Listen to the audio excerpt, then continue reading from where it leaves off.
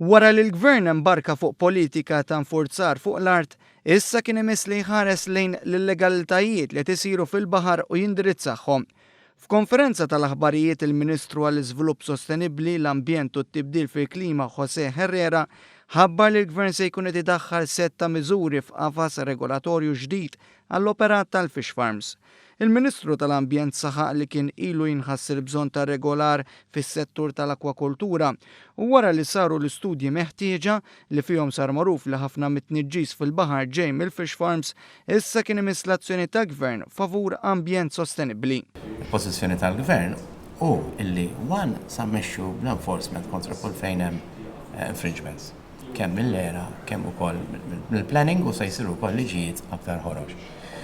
Wieħed jispera però li l-operaturi jġibu ruħhom il-linja mal-liġi mingħajr ma jkun hemm bżonn jittieħdu dawn il-miżuri trakonjani kollha.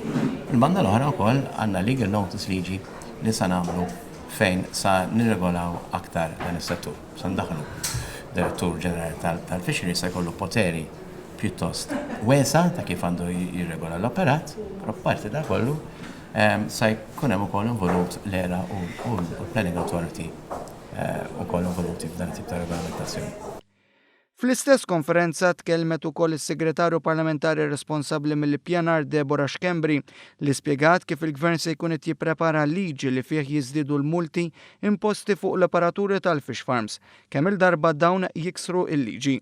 Saħqet li bħalissa diġà jeżistu ordnijiet ta' nfurzar fuq dawk il-fish farms li qed jiksru il-liġi u l-awtoritajiet kompetenti se jkollhom il-poteri li saħansitra joħorġu ordnijiet ta' nfurzar ta' emerġenza.